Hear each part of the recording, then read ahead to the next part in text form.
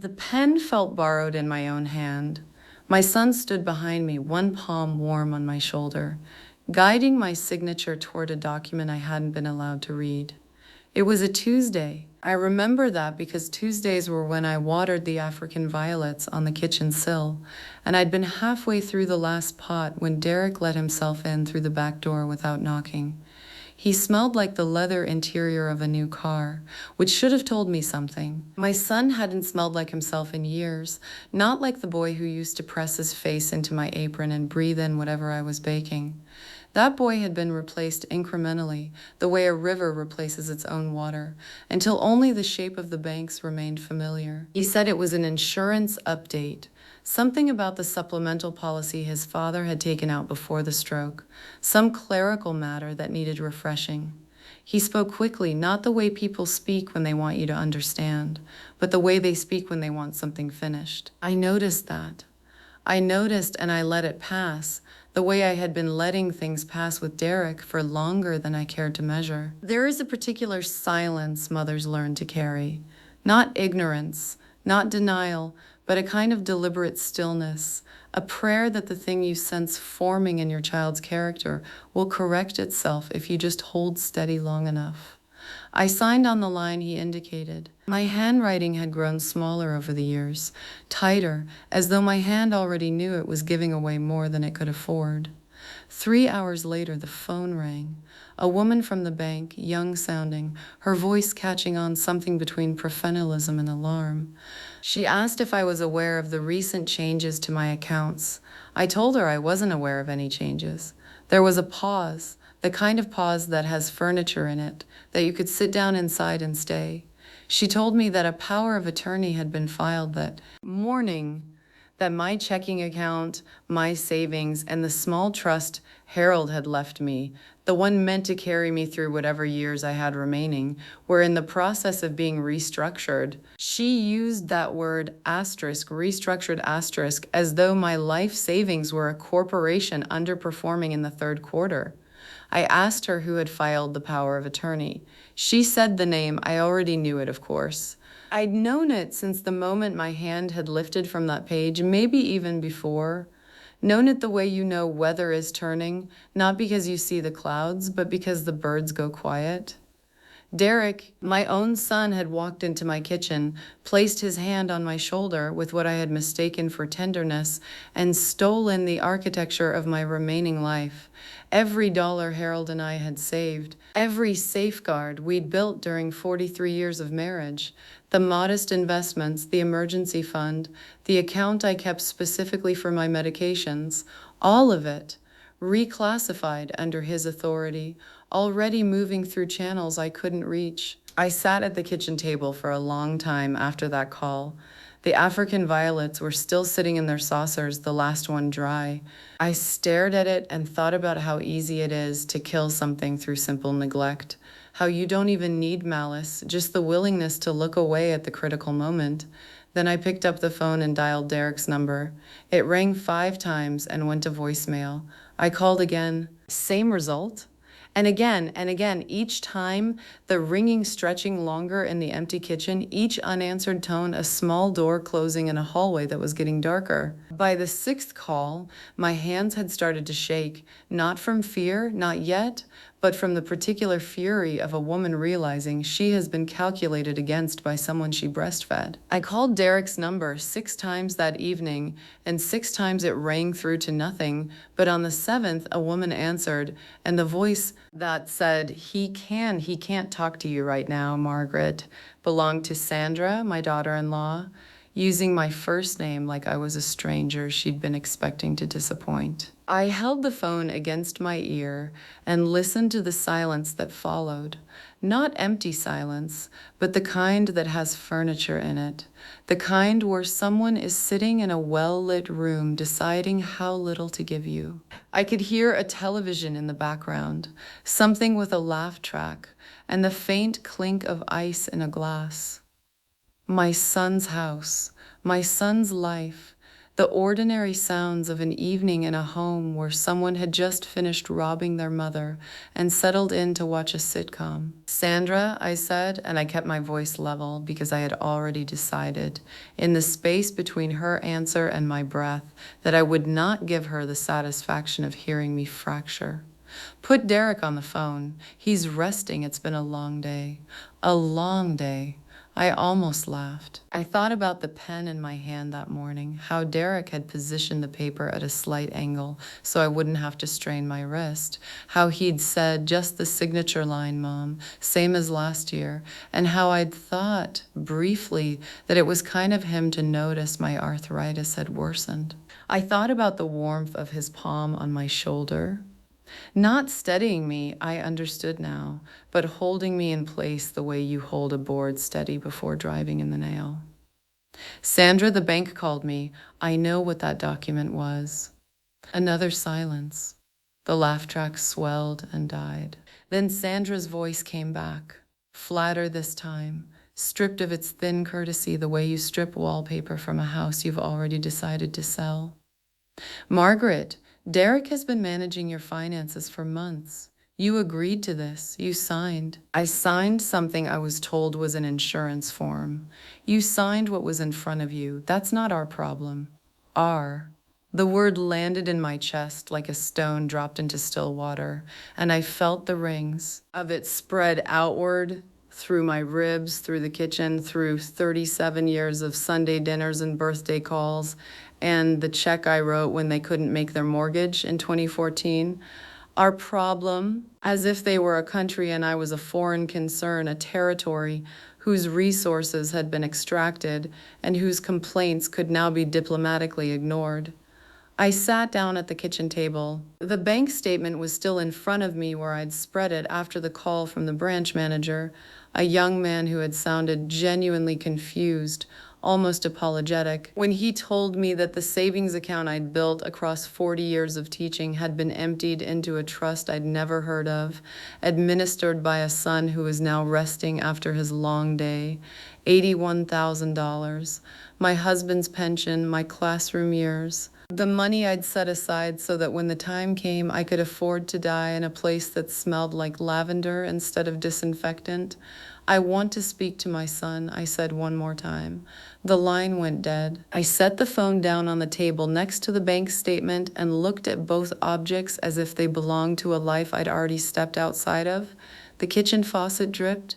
The African violet on the windowsill had dropped another leaf. And I understood, with the kind of clarity that arrives only after something has been taken from you that you cannot get back through love or reason, that I was not dealing with carelessness or misunderstanding. I was dealing with a plan. My son had rehearsed this. The first envelope arrived on a Tuesday, tucked between a water bill and a catalog for garden tools I no longer had the strength to order. A letter from my own bank informing me that my checking account had been closed at the request of my son. I read it twice, then a third time slower, the way you might reread a diagnosis hoping the words would rearrange themselves into something survivable. They didn't.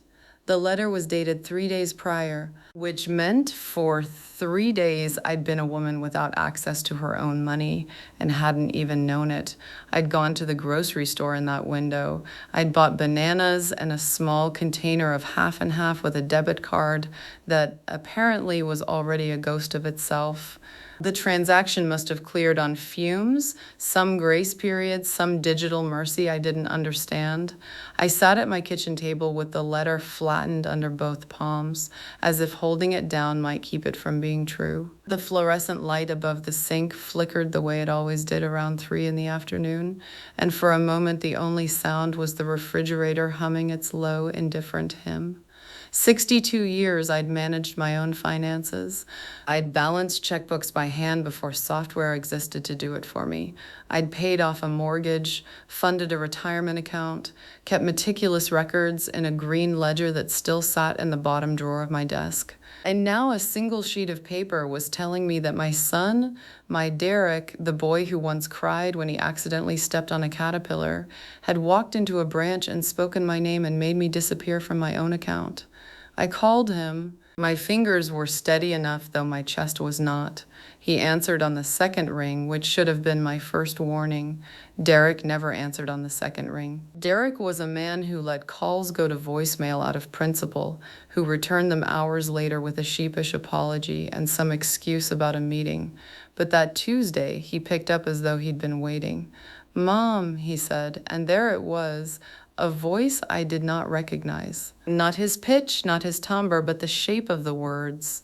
They were too smooth, practiced. He sounded the way salesmen sound when they're about to explain why the warranty doesn't cover what just broke. "Mom, I'm glad you called. I was going to reach out today." "Were you?" I said. Not a question. "I know the letter might seem alarming, but this is actually good." "News?" He paused, and in that pause I heard something, a faint breath, a rustle, a presence. "We've been consolidating some of your accounts to simplify things. You know how confusing it's been with the multiple statements?" It hadn't been confusing, not to me, not once. "Derek, I did not authorize anyone to close my account." Another pause, another rustle, and then I heard it. Sandra's voice, distant but distinct, threading through the background like a whisper through a keyhole. She was speaking low and fast, and Derek waited, silent, absorbing whatever she fed him before opening his mouth again. "Mom, we talked about this at Thanksgiving. You said you wanted us to help manage things. Don't you remember?" I remembered Thanksgiving with perfect clarity. I remembered Sandra complimenting my cranberry sauce, while her eyes cataloged the silver. I remembered Derek avoiding my gaze when she brought up power of attorney over pumpkin pie, and I remembered saying no, plainly, without ambiguity. "No." "I remember everything, Derek." He exhaled, frustrated, thin, and I heard Sandra again, closer now, her whisper overlapping with his breath like a second heartbeat. She was feeding him lines the way a stage director feeds a stumbling actor, and my son was swallowing every word without chewing. I gripped the phone tighter. The kitchen light flickered again. The refrigerator hummed on, indifferent to what was unraveling between us, the way appliances always are, steady witnesses to the worst moments, keeping their own cold time. "Derek," I said, and I made myself say it slowly, the way I used to say his name when he was small and reaching for the stove. "I did not agree to this. I need you to hear me.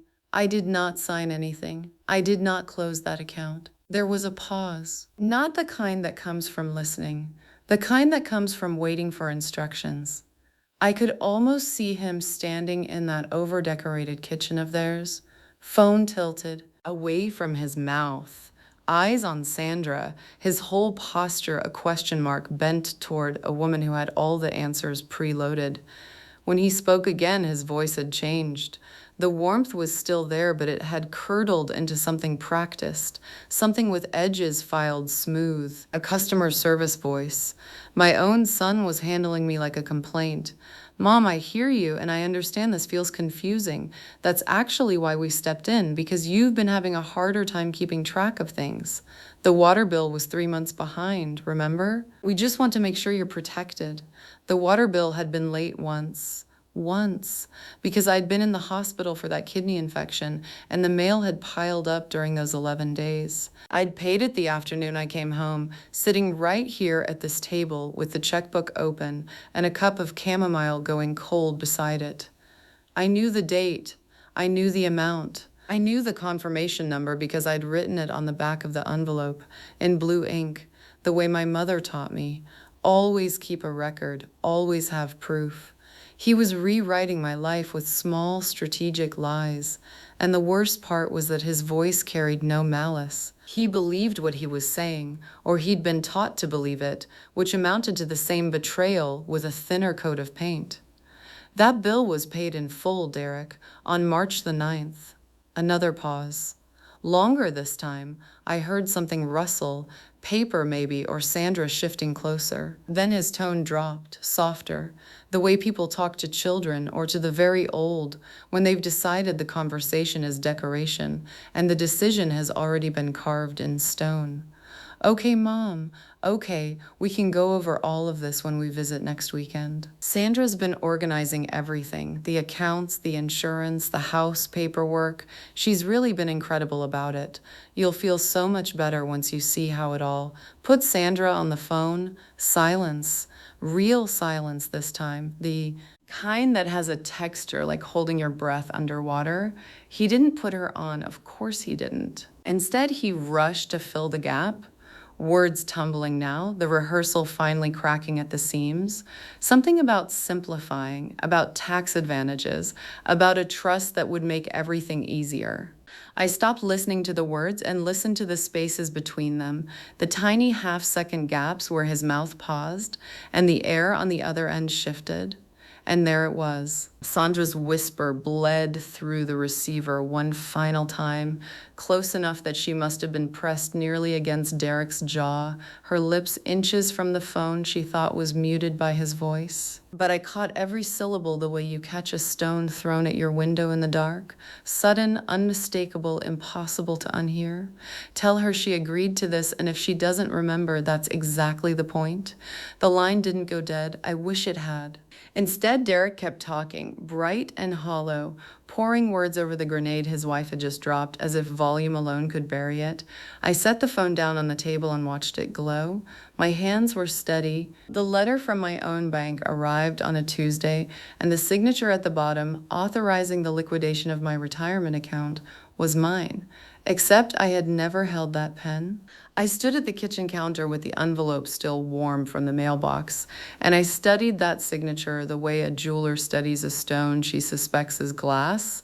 The loops were close, the slight leftward lean I developed after my wrist surgery in 2016. Someone had studied that, practiced it. The M in Margaret dipped exactly where mine always dipped, but the crossbar on the T in Whitfield was too confident, too horizontal. My crossbars had always climbed, a small upward stroke my mother once told me meant optimism. Whoever wrote this name had no optimism to spare. 47 years of contributions, every paycheck from the Hennepin County Clerk's office, every quarterly statement I'd filed in the cabinet by the basement stairs, $183,000 redirected to an account number I didn't recognize. I set the letter down and I poured myself a glass of water and I drank it slowly because I understood that what I did next would determine the shape of whatever life I had left. I called Derek. He arrived within the hour, which should have told me something. My son never arrived within the hour. Derek operated on his own calendar, drifting into holidays late, returning calls when the urgency had already spoiled. But that afternoon, he pulled into my driveway before I'd finished washing the glass, and he came through the side door without knocking, and he sat across from me at the table where I'd once taught him long division. I slid the letter across to him. I watched his face. I had spent 34 years reading that face, the way his jaw would tighten before a lie, the way his eyes would soften when he was genuinely caught. But Derek looked at the forged signature and showed me nothing, not surprise, not guilt. He looked at it the way someone looks at a weather forecast they've already checked. That wasn't me, he said, flat, practiced. I didn't say it was Sandra. The name landed between us like a dropped plate. Sandra. His wife, the woman who had sat at my Thanksgiving table for 9 years, who had complimented my curtains and borrowed my roasting pan, and never once returned it. Derek reached into his jacket, not his coat pocket, his inner jacket pocket, the one with the zipper, the one where a person keeps something they plan to bring, and he pulled out a second document. He unfolded it and placed it beside the bank letter with a kind of ceremony that sickened me. His fingers smoothed the creases as though he were presenting a gift. It was a petition, filed with the county court, a petition to have me declared mentally incompetent. I read the header twice because the words seemed to rearrange themselves each time I tried to hold them still. Conservatorship? Incapacity. The language was surgical and bloodless, and it described a woman I did not recognize, a woman who wandered, who forgot her medications, who had been found confused in a grocery store parking lot last March. I had never been confused in any parking lot. Last March, I had regrouted my bathroom tile. Why are you showing me this? I asked. Because she already filed it, Derek said. Last Friday. I thought you should know before they serve you. I searched his face again. There it was, not guilt, but something adjacent. The faint tremor of a man who had chosen his side and was delivering the terms of surrender to the other. Sandra's notarized affidavit was attached. 3 pages of detailed, specific fabrications.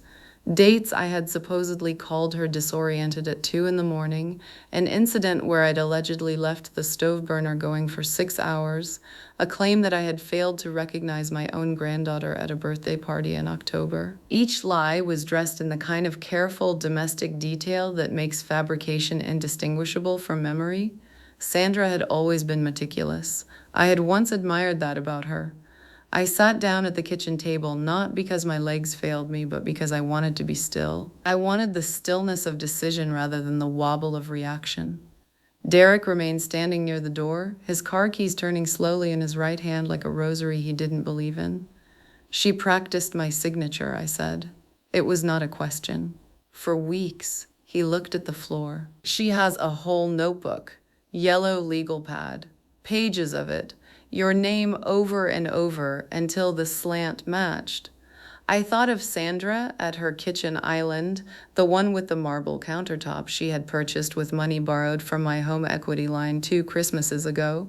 I thought of her sitting there under the pendant lights, her reading glasses perched low, filling page after page with my name in careful, patient repetition. The intimacy of it unsettled me more than the theft. To forge someone's hand, you must study them. You must inhabit the muscle memory of their wrist, the pressure of their particular grip. Sandra had spent hours becoming me on paper while plotting to erase me in person. And you, I asked Derek, what did you practice? He flinched at that. Good. I had aimed for the nerve and found it. I didn't know about the bank account until after, he said. The competency thing, she told me it was protective, that it would give the family authority to manage your affairs if something happened. Nothing has happened to me, Derek. I know. I regrouted tile last month. I manage a portfolio. I drove myself to Savannah in September and navigated every mile without incident. I know, Mom. The word landed between us with the weight of something he was not currently earning. I let it sit there. I turned back to the affidavit. I read Sandra's sworn statement 3 times, slowly, the way I used to read contracts at the firm. Not for meaning first, but for structure, looking for the architecture beneath the language. Each claim was built on the same foundation, isolation. Sandra had constructed a version of me that existed only in rooms where no one else was present. Disoriented phone calls with no witnesses, a stove left burning in an empty house, a moment of confusion at a party where conveniently only Sandra had been watching. She had been careful not to invent anything that could be easily disproven. She had given me no alibi because she had placed every failing in the gap between my life and anyone else's observation of it. It was, I had to admit, elegant work. The kind of thoroughness I might have respected in a courtroom adversary before I understood it was being wielded against my own autonomy, my own name, my own remaining years. Then I reached the final page. The petition required a corroborating professional. Someone with credentials, someone whose word a judge would weigh like currency. I had expected Sandra might recruit a stranger, some compliant physician willing to sign off on a patient he had never examined. But the name typed beneath the corroborating witness line was not a stranger's. It was Dr. Elias Croft. Elias, who had monitored my blood pressure for 11 years. Elias, who had sat across from me in his office just 6 weeks ago and told me my cognition was excellent for any age, let alone 74. Elias, who had squeezed my hand in the hallway afterward and said, "Margaret, I wish all my patients were as sharp as you." His signature was right there, in his own unmistakable hand, attesting to my decline. He hadn't needed to practice. The envelope from the county assessor's office had been opened, resealed with a glue stick, and placed back in my mailbox as if I wouldn't notice the wrinkle along the seam. I noticed everything. That was the trouble with people who assumed age had dulled me. They confused patience for oblivion, quietness for absence. I had been quiet for months, watching Derek sort through my mail on his Tuesday visits, watching him slip certain letters into his jacket pocket while he thought I was busy with the kettle. He always underestimated the kettle. It took 3 minutes to boil, and I could see the hallway mirror from the stove, and in that mirror I could see the front table where he stood with my envelopes fanned out like a card trick. But this one he'd returned. That fact alone told me something had changed. I carried it to the kitchen table, the same oak table where I'd fed him mashed bananas from a rubber-tipped spoon, where I'd helped him build a diorama of the solar system in 4th grade, Saturn's rings cut from a cereal box. The morning light hit the wood at the angle it always did in October, low, amber, almost apologetic. I sat down, I put on my reading glasses, and I slit the envelope open properly with the letter opener. Harold had bought me in Lisbon, the one with the brass handle shaped like a fish. Inside was not a property assessment. Inside was a petition filed with the county probate court. Case number stamped in red at the top. My full legal name, Margaret Eleanor Whitfield, typed in a font so small and bureaucratic it seemed designed to make a person disappear into the paperwork. The petition requested the appointment of a conservator over my person and estate. The proposed conservator was Derek Allen Whitfield, my son. I read it twice, not because I didn't understand it the first time, but because I wanted to be certain my hands were steady before I turned to the supporting documents. They were thorough. I'll grant him that. Sandra had signed an affidavit. My daughter-in-law, who could barely look me in the eye at Thanksgiving, had put her name to a sworn statement, claiming she had personally witnessed episodes of confusion, disorientation, and an inability to manage basic financial tasks. She described an incident from the previous Easter in which I'd allegedly forgotten where I kept my checkbook. I remembered that day perfectly. I'd moved the checkbook because Derek had been looking through my desk. I told Sandra I couldn't find it because I wanted to see what she'd do with the information. Now I knew. Beneath Sandra's affidavit was a medical evaluation signed by Dr. Elias Croft, dated 14 months ago. It was the cognitive screening I'd taken during a routine visit, the one where he'd asked me to count backward from 100 by sevens and draw a clock face. I'd drawn the clock, I'd counted the sevens. He'd noted minor age-appropriate memory variations and recommended a follow-up in 6 months. But the way it was excerpted in the petition, cherry-picked and reframed, it read like a diagnosis of decline. The follow-up had never been scheduled. I suspected now that Derek had made sure of that. The petition argued that I was no longer competent to manage my own affairs, that my assets, the house Harold and I had paid off in 1996, the savings account, the small investment portfolio Carol Luen had helped me reorganize just last spring, were at risk due to the respondent's diminished cognitive capacity. Respondent. They'd made me a respondent in my own life. I set each page down carefully. I did not cry. I want to be clear about that. Not because crying would have been weak, but because what I felt was not sorrow. It was something more architectural. It was the sensation of watching a load-bearing wall crack and realizing the fracture had been there for years, hidden behind paint and family photographs. My son had not simply been helping me with my finances. He had been dismantling me one signature at a time. I went back through the petition slowly, the way Harold used to read contracts, with a pencil in hand and a glass of water nearby, because he said anger made you thirsty before it made you stupid. Page 4 listed the evidence of my supposed decline, a missed water bill from February, which I had not missed. I had disputed the amount and written a letter to the utility company explaining as much.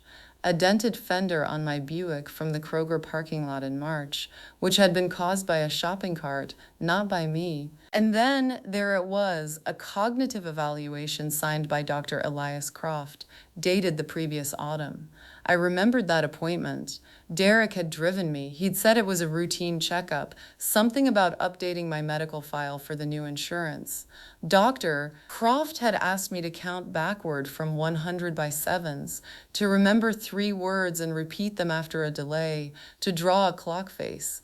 I had done all of it. I had done all of it correctly, and I had also made a small joke about the clock, something about how mine would need a second hand because I'd spent my life running out of time. Dr. Croft had laughed. I remember that clearly, the way his mustache lifted when he laughed, the way he'd written something on his clipboard and said I was doing just fine, but the evaluation attached to the petition told a different story. It described mild to moderate cognitive impairment consistent with early stage dementia. It recommended structured oversight of financial and legal decision making. The date was correct. The signature looked authentic, but the conclusions belonged to a patient I had never been. I don't know whether Dr. Croft had been careless or complicit. I have since formed an opinion, but that evening, standing in my kitchen with the late sun making long copper rectangles across the linoleum, I was not interested in his motivations. I was interested in the architecture of what had been built around me, quietly, patiently, while I made Sunday dinners and asked after Sandra's migraines and tucked checks into birthday cards for grandchildren who had stopped writing thank you notes 2 years ago. Sandra's signature was on page 6, supporting declarant. She had notarized her own statement attesting to my confusion, my repeated questions, my inability to recall recent conversations. I thought about the last time Sandra had visited, how she'd sat at the same table and complimented my lemon cake and asked twice whether I was remembering to take my medications. I had thought it was concern, it had been research. I aligned the pages of the petition with the edges of the placemat, the way you straighten a picture frame after an earthquake, not because it matters, but because the act of alignment is the only order left available to you. Then I picked up the telephone and dialed Ruth Okafor's number from memory, all 10 digits, without hesitation because my mind was not diminished. My mind was, in fact, the sharpest instrument left in a house full of dull knives. Ruth answered on the second ring. I told her I needed to see her in the morning. I told her to bring whatever she needed to file a response. And then I told her the truth plainly without embellishment, because the facts required none. I did not call Ruth because I was frightened. I called her because for the first time in 40 years, I understood exactly what my son believed I was worth. He had put a number on it, right there on page 3. The kitchen light had been left on all night, and I found Derek sitting beneath it at 4 in the morning, feeding my financial records into a paper shredder he'd brought from his office. I'd woken to the sound, not the grinding, that was too faint to carry through the old plaster walls, but the rhythm of it, a whir, a pause, a whir, mechanical and patient, like something chewing. My body had known what it was before my mind caught up, because I'd swung my legs off the bed and reached for my robe with the kind of urgency that belongs to smoke alarms and phone calls after midnight. The hallway was dark. The floorboards under my bare feet held the November cold, and I moved through it the way you move through a house you've lived in for 41 years, without thinking, without reaching for light switches, guided by the geography of memory. The glow from the kitchen doorway cut a pale rectangle across the dining room carpet, and I stopped at the edge of it and watched my son. He had his back to me. His suit jacket hung on the chair behind him, and his sleeves were rolled to the elbows. He worked with a kind of domestic efficiency, pulling pages from a manila folder, aligning them, feeding them into the machine's mouth in sets of 3. The shredder was one of those cross-cut models, the kind that turns paper into confetti so fine you could stuff a pillow with it. The waste bin beneath it was already half full. Ribbons of my life curled against the plastic like shed skin. I must have made some sound, a breath, a shift of weight on the old oak boards, because his hands paused, but he didn't turn around. He simply slid another set of pages into the feed and waited for the blades to finish their work. "Derek," I said. My voice came out flatter than I'd expected, steadier. He reached for the next document. "Go back to bed, Mom." I crossed the kitchen in 4 steps. The tile was colder than the wood had been, and the fluorescent overhead turned everything the color of a waiting room. I reached past his shoulder and pulled the half-shredded page from the output tray before the machine could swallow the last of it. The teeth had gotten most of the text, but I knew that paper. I knew it the way I knew my own handwriting. By the weight of the cardstock, the notary's blue seal bleeding through from the other side, the particular heft of a document I had labored over with my attorney for 3 careful afternoons. It was not a bank statement. It was not a tax return or an insurance rider or any of the things a son might plausibly sort through on his mother's behalf. It was the original copy of my living will. The one I'd signed 14 months earlier. The one that named Ruth Okafor. Ruth, who had sat with me through the worst of the pneumonia, who understood exactly what I wanted and what I didn't want, as my healthcare proxy instead of Derek. And beside him on the table, squared neatly against the wood like a place setting, sat a replacement document. Fresh paper, clean margins, a signature line at the bottom already filled in. I picked it up. The handwriting trying to be mine was Sandra's. I recognized the way she crossed her T's, always too high, always with that slight leftward lean she could never train out of herself. She had forged my name with the careful, deliberate pressure of someone who had practiced it more than once. The room contracted. The hum of the refrigerator, the tick of the wall clock above the stove, the faint burnt smell of shredded paper dust, all of it compressed into a single bright point of clarity behind my ribs. I had raised this man. I had driven him to school and sewn patches on his Cub Scout uniform and co-signed his first mortgage when no bank would touch him. I had believed, with the kind of faith that is really just a mother's refusal to see clearly, that he was careless but not cruel, that the missing money was confusion, not theft, that Sandra's influence could be peeled away like a rind, and the fruit beneath would still be my son. But the man sitting at my kitchen table at 4 a.m. was not confused. He was methodical. The shredder was his own, the heavy black one from his home office, the one he'd bought when he started his consulting business, the one he'd told me cost $300 because it could handle staples and credit cards. He had driven it to my house in the dark. He had plugged it into the outlet beside my toaster. He had sat in my kitchen chair and fed my life into it strip by strip while I slept 30 feet away. I held the 2 halves of the living will together, lining up the torn fibers so the words made sense again. Ruth Okafor's name was still legible across the top of the healthcare proxy designation. Ruth, who had known me for 11 years. Ruth, who understood that I did not want to be kept breathing by a machine if my mind was already gone.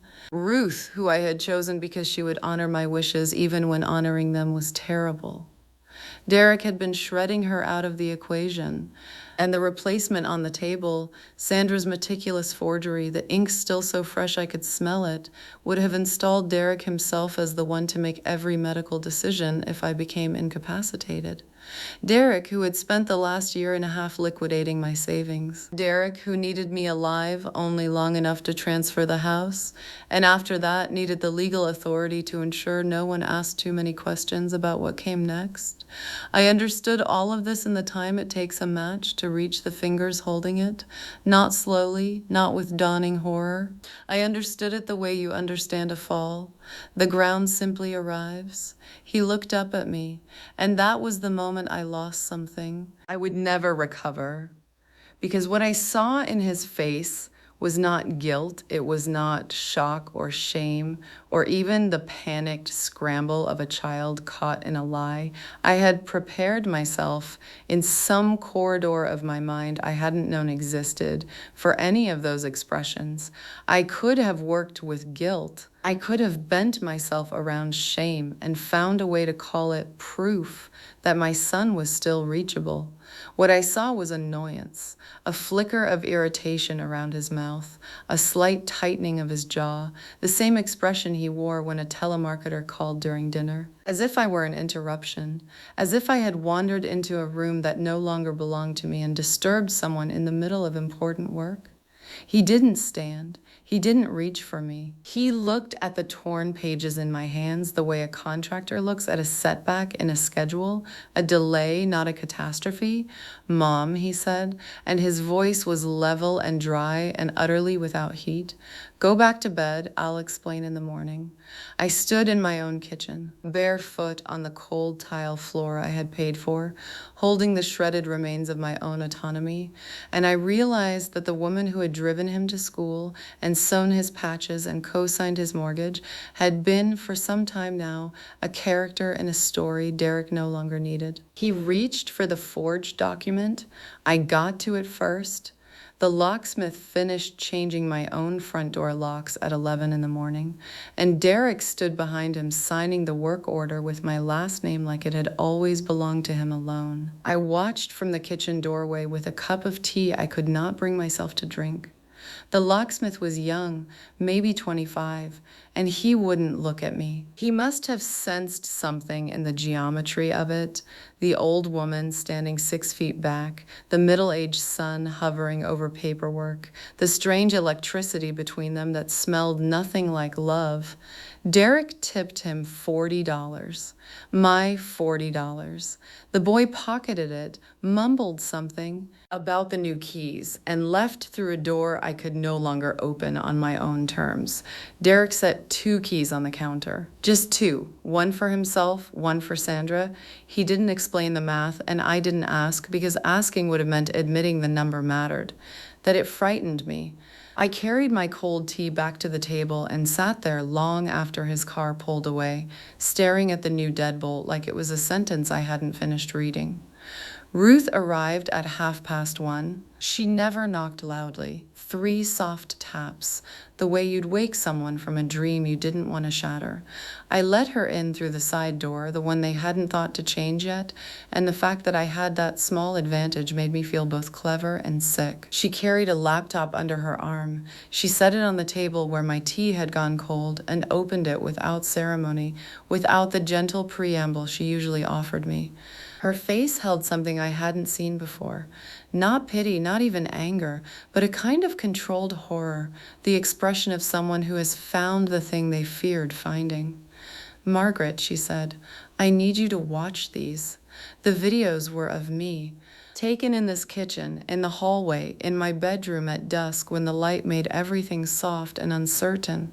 Sandra's phone, propped at angles I now recognized, behind the fruit bowl, on the bookshelf between the hymnals, once balanced on the windowsill above the sink.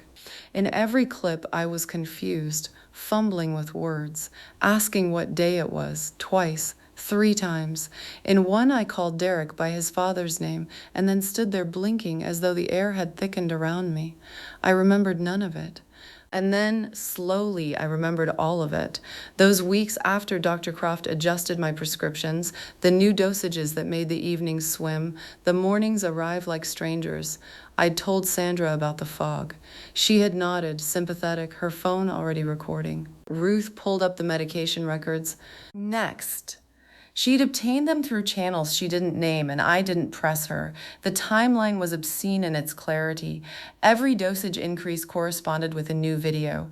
Every filmed episode of my confusion traced back to a pill Dr. Croft had no defensible reason to prescribe.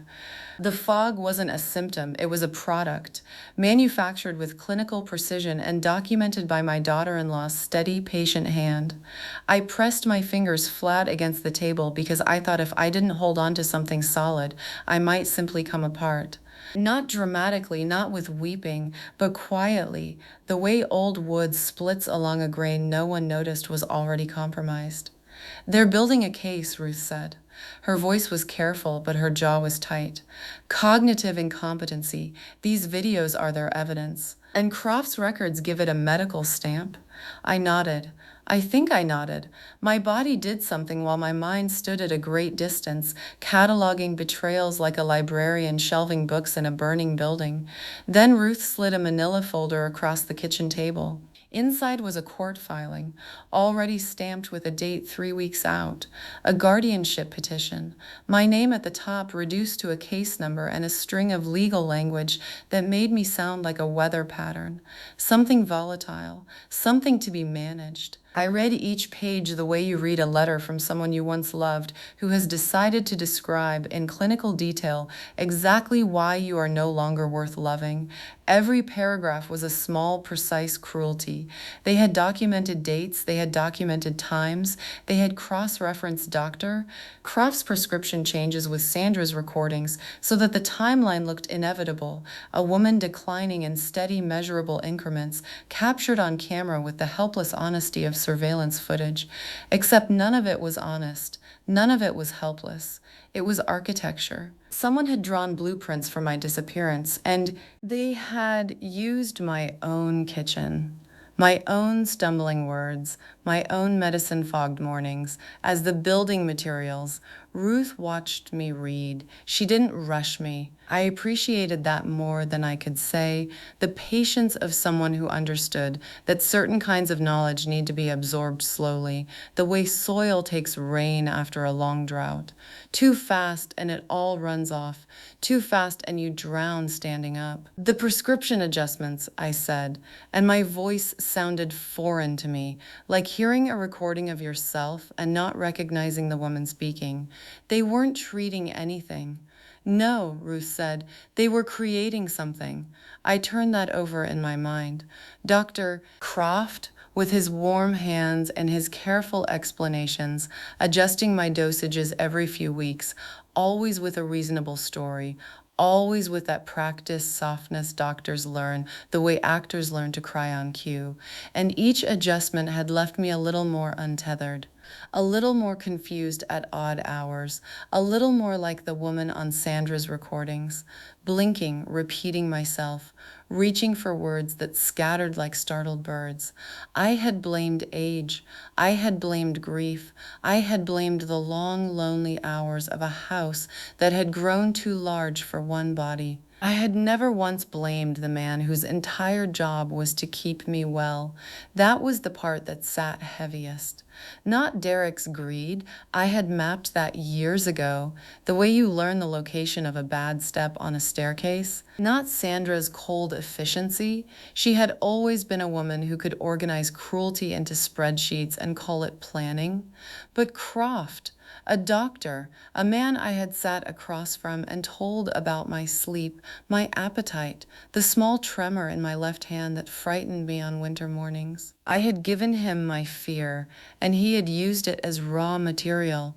I set the folder down and pressed my palms flat against the table again. That same gesture. I was becoming a woman who needed to feel the surface of things to believe they were real. There's something else, Ruth said. I looked at her. She had a particular way of holding difficult information. Her shoulders drew back half an inch, as if bracing for the weight of what she was about to pass to someone else. Last page, she said, bottom. I turned to it. The list of supporting witnesses was short. Derek's name, Sandra's name, Dr. Croft's name, with his credentials spread out like a peacock's tail, and below them, one more, Carol Nguyen. I read it twice. I read it a third time because the letters kept arranging themselves into something I could not accept. Carol, who brought me jasmine tea every Thursday. Carol, who had held my hand at Robert's funeral and said nothing because she understood that the right silence is worth more than 1,000 wrong words. Carol, who knew every door I had left unlocked inside myself, every passage I had never guarded, because I thought, I was so certain, that she was the one person who would never walk through them uninvited. My mouth opened and closed, and no sound came out, and for the first time in all of this, I felt something worse than anger, worse than fear. I felt stupid. Carol knew the courtroom smelled like old wood and new lies. Derek sat 3 rows behind his lawyer, wearing the same tie he'd borrowed from my closet the Christmas I still cooked for him.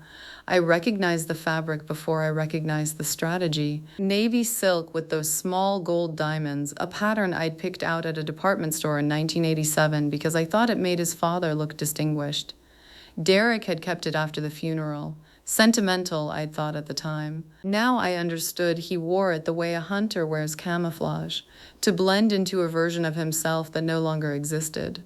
Ruth sat beside me, her hand resting on a manila folder thick enough to stop a bullet. She hadn't spoken much that morning. On the drive over, she'd only said one thing: "Margaret, whatever happens in there, you keep breathing. You keep your eyes open. Don't give them the satisfaction of watching you look away." So I didn't. I sat upright in that wooden chair and I watched every single face in that room like I was memorizing a painting I'd never see again. Derek's attorney, a man with teeth too white and a voice too smooth, laid out the conservatorship petition like he was reading a recipe. Cognitive deterioration, vulnerability to financial exploitation, inability to manage daily affairs.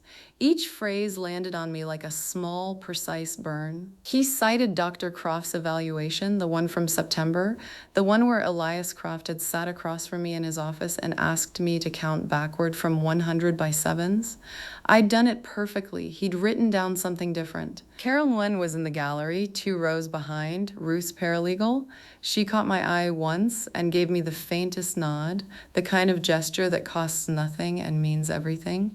I held onto it the way a drowning woman holds onto a plank. Then they called Sandra. She walked to the witness stand the way she always walked. Small steps, shoulders slightly forward, as though she were perpetually apologizing for taking up space. My daughter-in-law had been married to Derek for 19 years, and in all that time, I had never once heard her contradict him in public.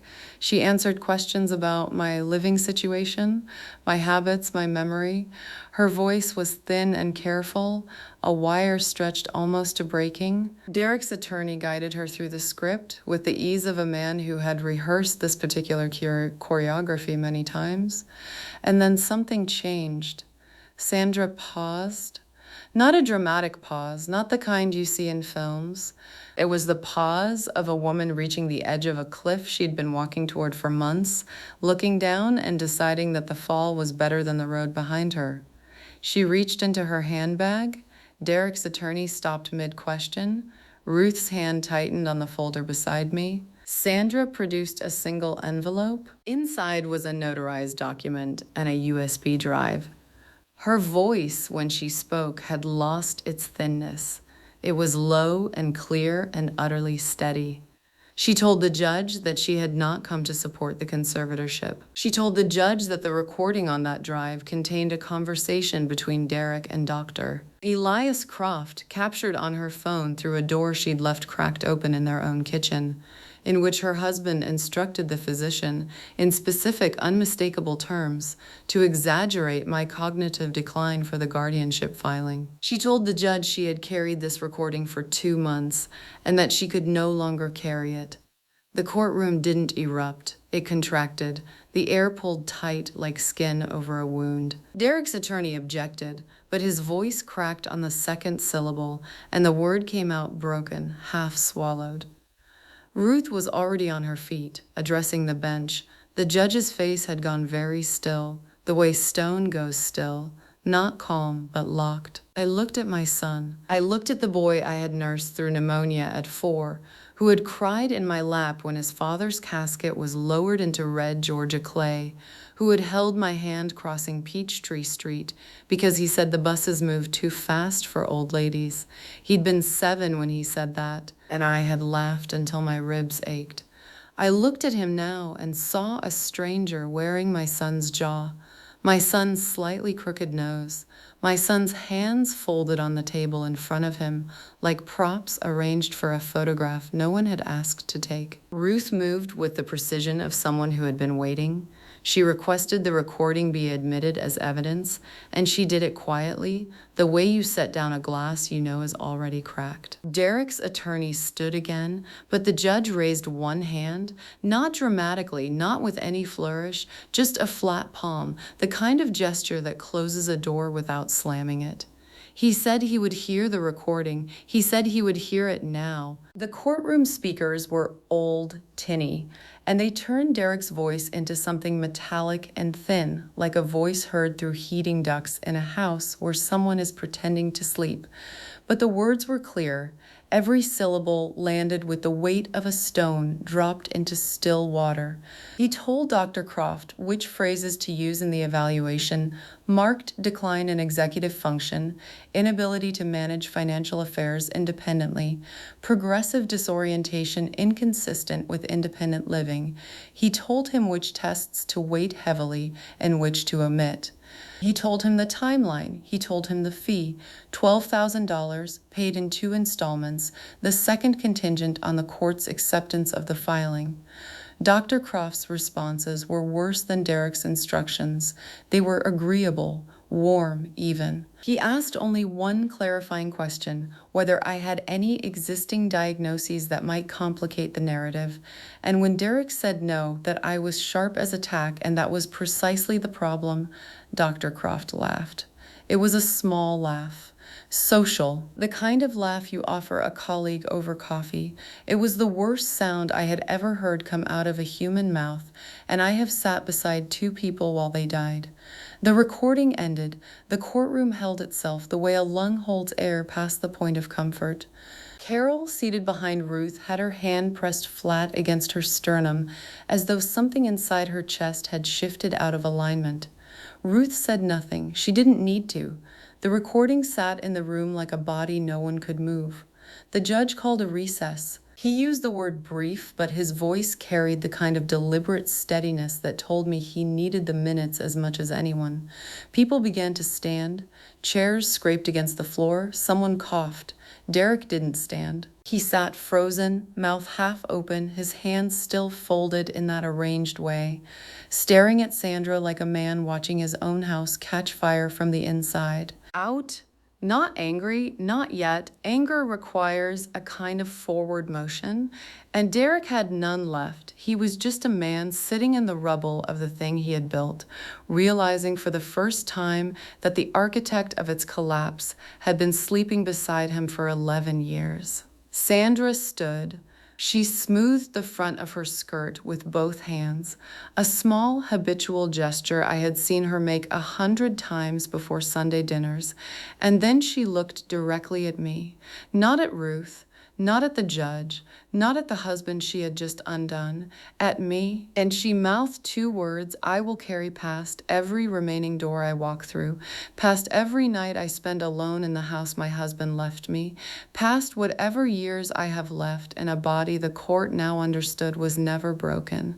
She said, "I'm sorry." I never found out whether she meant for what she'd revealed or for how long she'd waited. The courthouse elevator smelled like copper and old rain, and Derek was already inside it when the doors parted, his face carrying the particular blankness of a man rehearsing his lies. I stepped in anyway. I'd earned that much. 6 months of fighting had taught me that avoiding my own son in a public building was just another kind of surrender, and I had surrendered enough for 1 lifetime. He stood near the back panel, thumb hovering over the button for the 3rd floor, and when he saw me, he pressed it twice, as if urgency could shorten the ride.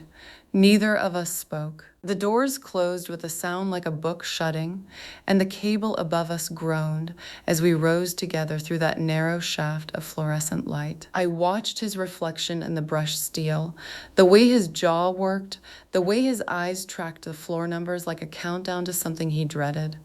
I almost felt sorry for him, almost. But pity was a luxury I could no longer afford to spend on people who had tried to erase me. Ruth was waiting on the 3rd floor in a conference room that smelled of scorched coffee and document ink. Carol sat beside her, a yellow legal pad already half covered in her careful handwriting. And Dr. Croft had joined by phone, his voice a faint, tinny presence from the speaker at the center of the table. They had asked me to come early. They had asked me to sit down before they told me anything. I should have known then that whatever was coming would land harder than the rest of it. Ruth began carefully, the way she always did, measured, precise, her voice carrying that particular steadiness that I had come to depend on, like a handrail in a dark stairwell. She said there had been a secondary filing, an earlier one, not Derek's conservatorship petition, which we had already dissected and rebutted line by line over the preceding weeks, but something else entirely. An older document, buried in a different jurisdictional queue, routed through a county office 40 minutes south of where I lived. My own attorney had missed it. The court clerk who eventually surfaced it had found it only by accident, cross-referencing my social security number during a routine audit. Sandra had filed it, not Derek, Sandra. I remember the sound my chair made when I leaned back, a slow creak, like the protest of something bearing too much weight.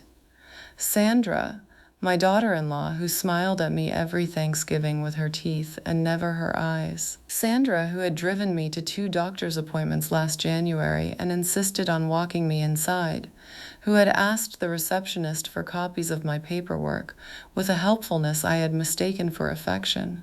She had not been following Derek's lead.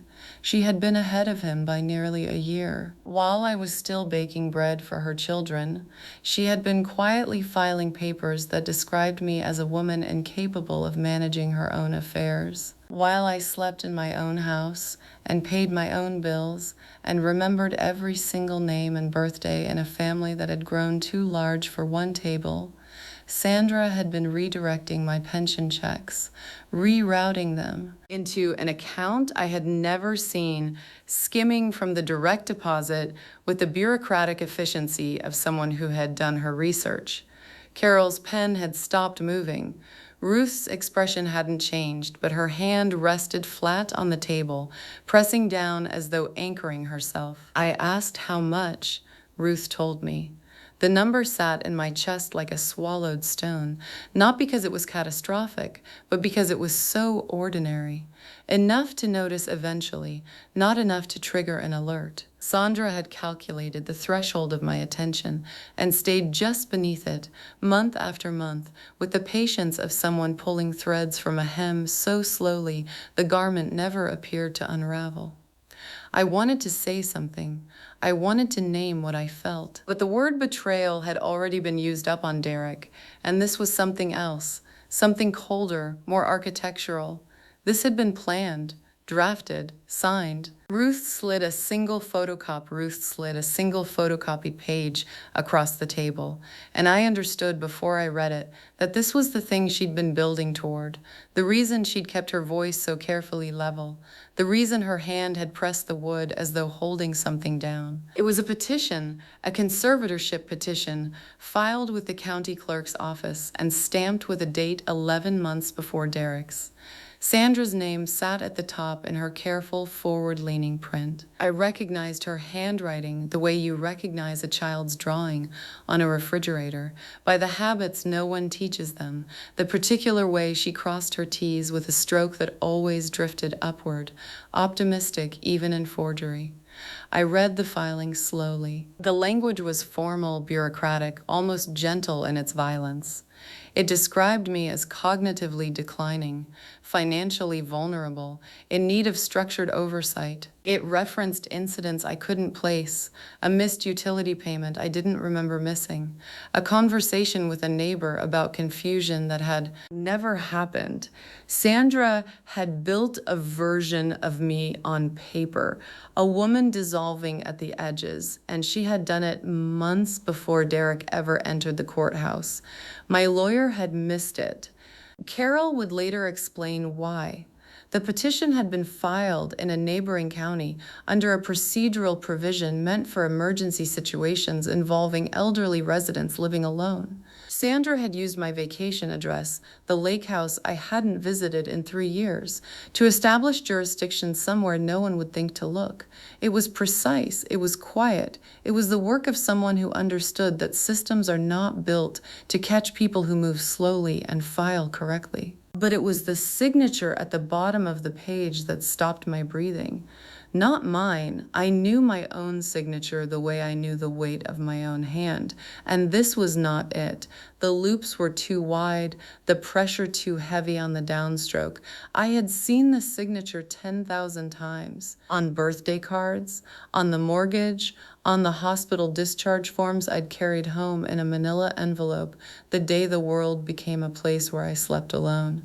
It was Harold's. My husband had been dead for 6 years.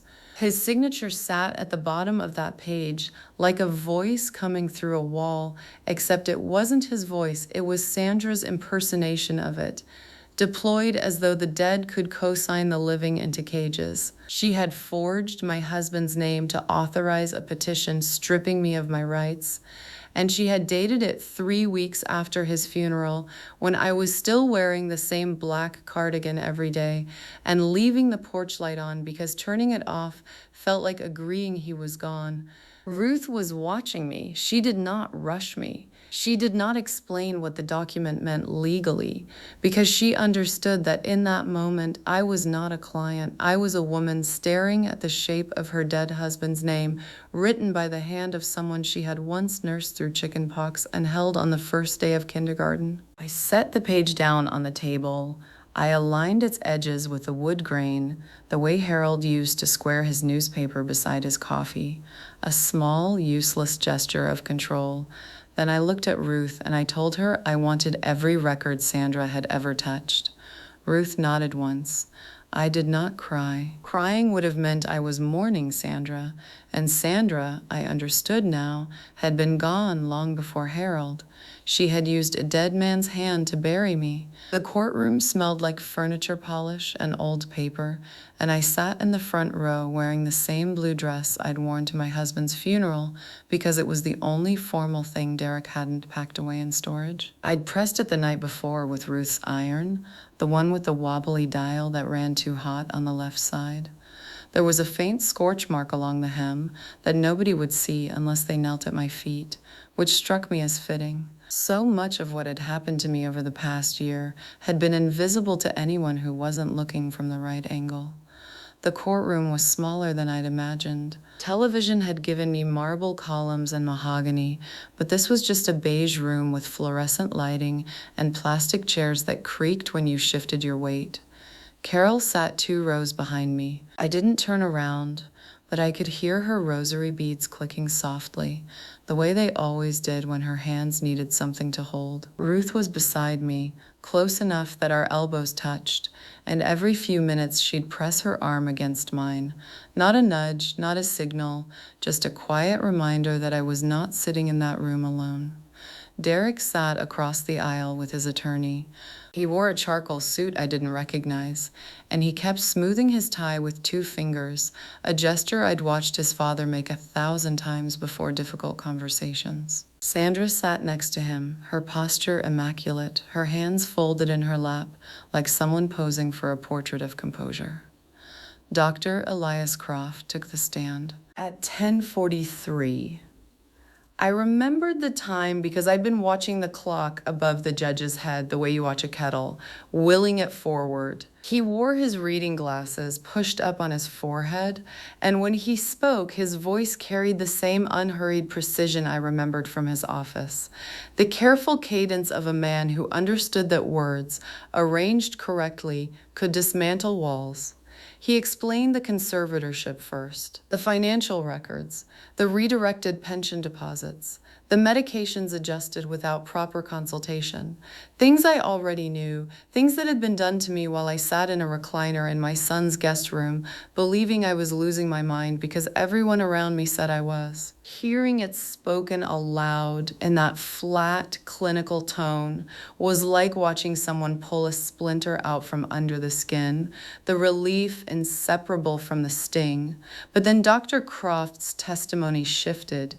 He referenced a set of documents his forensic accountant had flagged, financial authorizations dated months before Derek ever filed the conservatorship petition. My signature on each one, except it wasn't my signature. The loops were too uniform, the slant too consistent.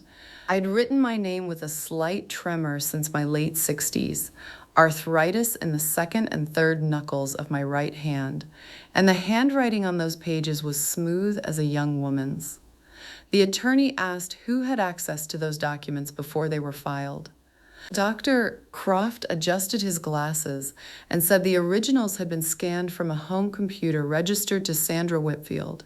He said the metadata showed they'd been created over a period of 11 weeks, starting in March, 3 months before Derek began any legal proceedings. He said the same computer contained a series of sent emails to my doctor's office, to Ruth's phone carrier requesting a block, to the community center where Carol and I played bridge on Thursdays, all written from an account bearing my name, all designed to sever me from the people who would have noticed what was happening.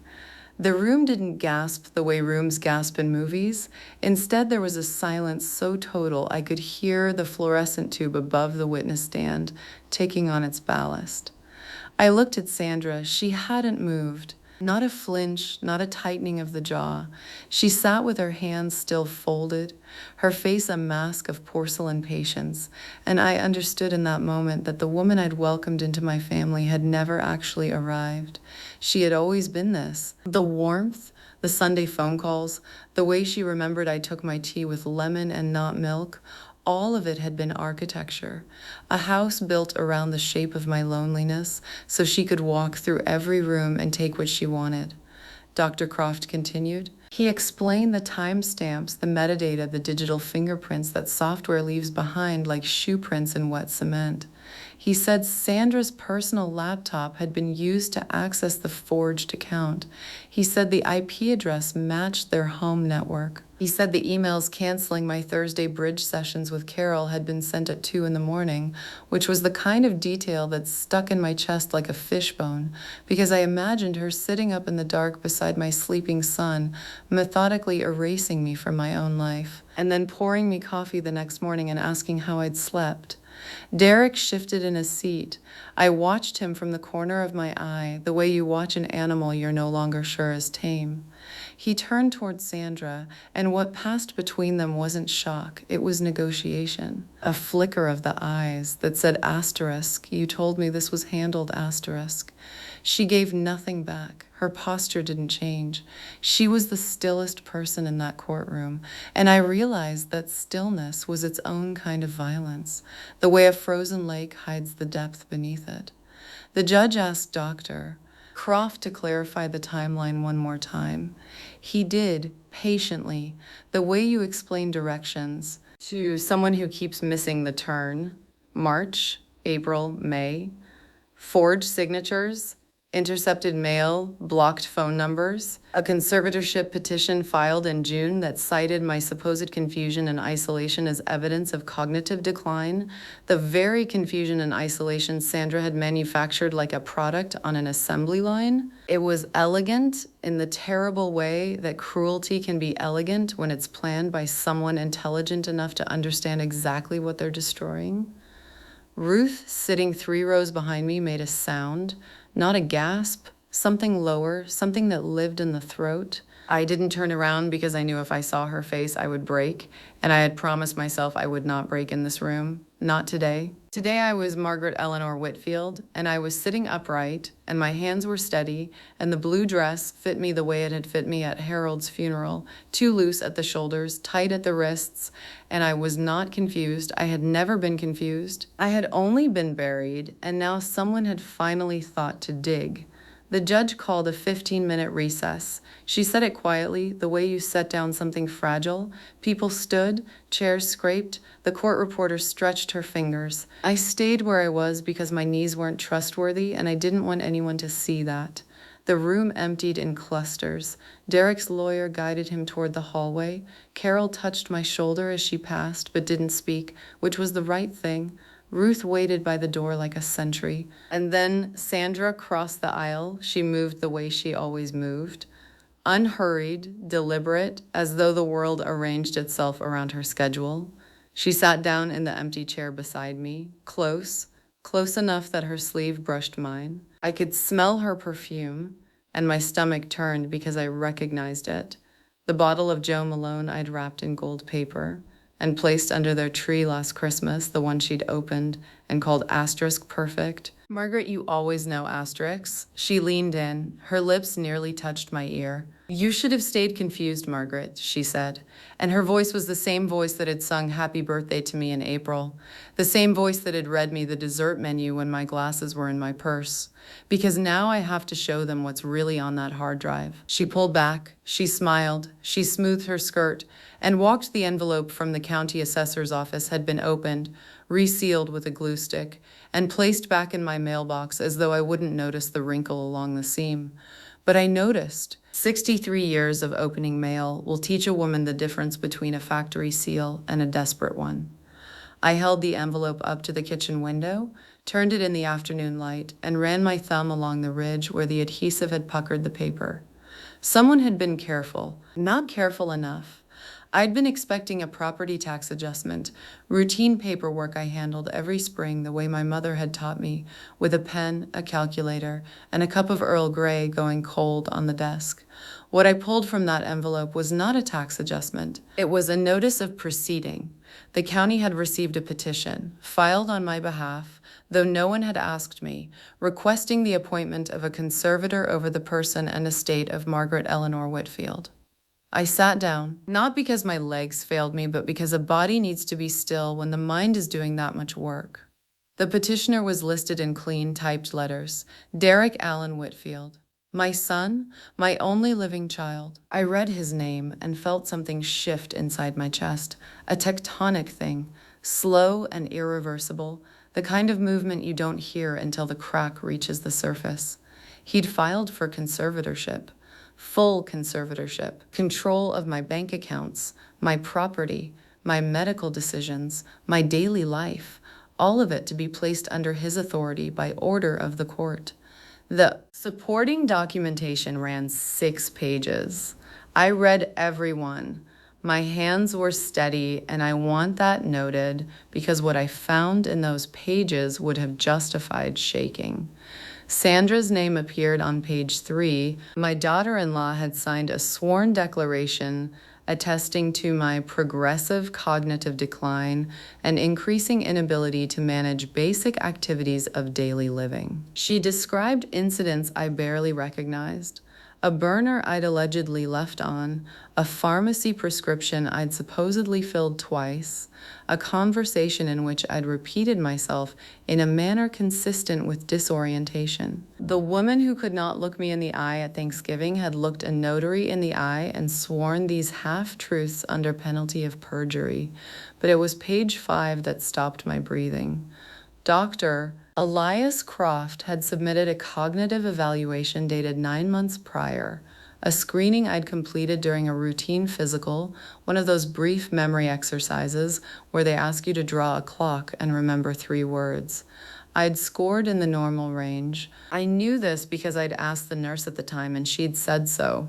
Yet the summary attached to the petition had been reframed, annotated with phrases like borderline executive function and early indicators warranting monitoring, language I was certain had not appeared in the original report. Someone had taken a passing grade and dressed it in the vocabulary of failure. I thought of Ruth, the way she'd told me to trust my instincts when things felt wrong. I thought of Carol, who had watched Derek with the polite wariness of a woman who has learned to recognize performance. They had seen something. I had seen it too and named it love, named it concern, named it a son who worried. What a gentle lie I had built for myself, and how quietly it was burning now. I spread the pages across my kitchen table, the same table where Derek had sat as a boy doing long division, the same table where I'd signed his permission slips and his father's. Life insurance claim, every document carried the same court stamp, the same filing number, the same date in the upper right corner, the date. I looked at it and something cold entered my bloodstream. Not shock exactly, but the cousin of shock, the recognition that arrives a half second after the wound. April 14th. I pulled my phone from my pocket and scrolled back through my calendar, though I didn't need to. I already knew. April 16th was the Sunday Derek had come for dinner. He'd brought tulips, yellow ones, the kind his father used to cut from the garden before the arthritis took that pleasure from him too. Derek had set them in the blue vase without being asked, as though he still remembered which cabinet it lived in, and I'd felt something warm and foolish bloom behind my ribs at the sight of him moving through my kitchen with that easy familiarity. He'd stayed for 3 hours. He'd eaten 2 helpings of the pot roast. He'd leaned back in his chair, the same chair, this chair right here at my left hand, and he'd said, "Mom, I don't want you stressing over the financial stuff. That's what I'm here for. You just focus on enjoying yourself." And I had smiled. I had actually smiled and thanked him. 2 days. He had walked into this house carrying tulips and a rehearsed tenderness exactly 2 days after filing a petition that called me incapable of managing my own affairs. 2 days after he and Sandra had signed their names beneath a paragraph that described me as, I looked down at the language again because I needed to be certain I wasn't inventing this, increasingly disoriented, unable to maintain consistent awareness of her financial obligations, and resistant to reasonable oversight. Resistant to reasonable oversight, as though refusing to hand your bank statements to your son without explanation was a symptom of decline rather than the last intact reflex of a woman who'd managed a household, a mortgage, and a teaching career for 41 years. Sandra's signature sat beneath Derek's, her handwriting, that same looping cursive I recognized from birthday cards and the occasional note left on my counter after visits. She'd written her full legal name, Sandra Elaine Whitfield. No hesitation in the pen strokes, no sign of reluctance. She had signed it the way you sign a rebate form, quickly and without grief. And then there was Croft, Dr. Elias Croft, whose evaluation from 18 months ago, a single 30-minute appointment I'd attended because Derek said my insurance required it, now served as Exhibit B. I remembered that appointment. I remembered the small office that smelled of carpet adhesive. I remembered Croft asking me to count backward from 100 by sevens, and I remembered doing it correctly while he scribbled on his clipboard without looking at my face. I remembered thinking it was nothing, a formality, a box checked. Now that box had teeth. I pressed my palms flat against the pages as though I could stop them from being real through simple pressure. The kitchen was quiet except for the refrigerator's low hum and the tick of the wall clock my husband had mounted 30 years ago with a level he'd borrowed from the neighbor and never returned. Ordinary sounds, the architecture of a life still standing, still mine, though apparently that was now a matter for a judge to decide. Ruth had warned me.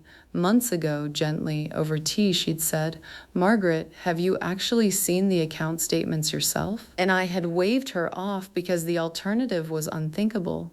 The alternative was this table, these pages, this date. I sat there for a long time. I did not cry. I did not call anyone.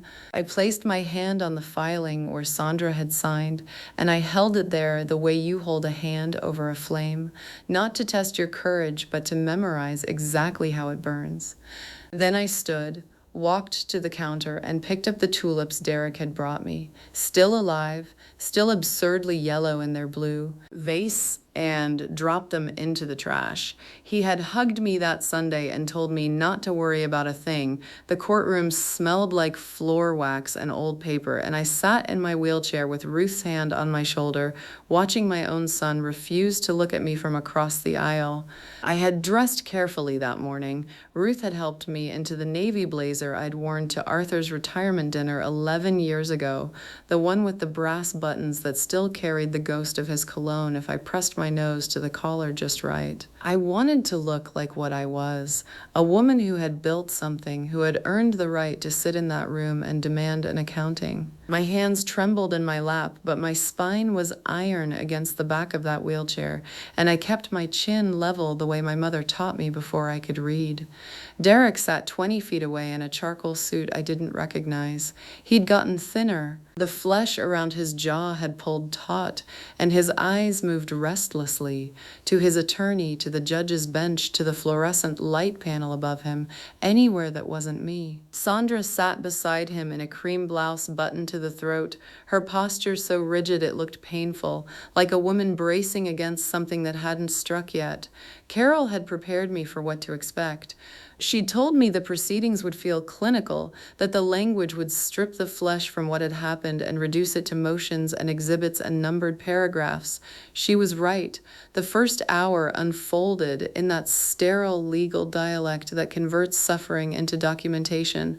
Doctor Croft's medical evaluation was entered as evidence, his careful, devastating assessment that I had been cognitively competent throughout the entire period of the conservatorship.